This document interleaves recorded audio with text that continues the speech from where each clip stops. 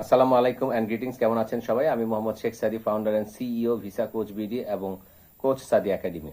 আমরা বর্তমানে visa processing করতে গিয়ে একটি সমস্যায় পড়ছি, বিশেষ করে চায়না নিয়ে। চায়নার এখন ভিজিট ভিসা টোটালি হচ্ছে না। যে কোনো কারণে হোক, চায়নাতে এখন আমরা জানি যে একটা ভাইরাসের আক্রমণ হয়েছে, কোভিডের মতো একটা ভাইরাস, কোভিড-19 এর মতো। সেই কারণে এখন চায়না থেকে ভিজিট ভিসা বা ট্যুরিস্ট ভিসা দেওয়া সম্পূর্ণরূপে বন্ধ রেখেছে।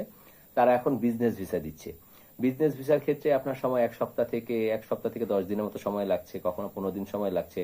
বিজনেস ভিসা দিচ্ছে, কিন্তু এখন ভিজিট বা ট্যুরিস্ট ভিসা দিচ্ছে না। তো আমরা আশাবাদী যে রোজার পর পরে হয়তো ভিজিট ভিসাটা শুরু হয়ে যাবে, কারণ এখন মতো যতটুকু তথ্য পেয়েছি তাতে মনে হচ্ছে যে আপনার রোজার মধ্যে বা ঈদের আগে হয়তো বা ভিজিট ভিসা বা ট্যুরিস্ট ভিসা চায়না শুরু হচ্ছে না।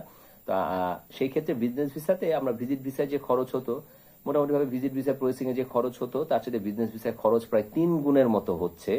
এবং স্বাভাবিক, যখন একটা ভিসা নিয়ে ট্রাই করা হয়, একটা ক্যাটাগরিতে ভিসা হয় না, তখন ওই দেশের ওই ভিসার ওই একটা ক্যাটাগরি না থাকলে অন্যান্য ক্যাটাগরির দাম বেড়ে যায় বা খরচ বেড়ে যায়। এটাই সবসময় হয়ে থাকে। সেই ক্ষেত্রে বিজনেস ভিসাতে একটু খরচ বেড়ে গেছে। তো আমি সবাইকে বলবো, যারা ভিজিট ভিসা চায়না যেতে চাচ্ছেন, টুরিস্ট ভিসা চায়না যেতে চাচ্ছেন, একটু অপেক্ষা করুন। খুব শীঘ্রই হয়তোবা চায়না এম্বাসি থেকে বাংলাদেশের জন্য ভিজিট বা ট্যুরিস্ট ভিসা খুলে দিবে। যে কোনো তথ্যের জন্য থাকুন ভিসা কোচ বিডির সাথে। মনে রাখবেন, visa coach BD means easy, fast and reliable visa processing service.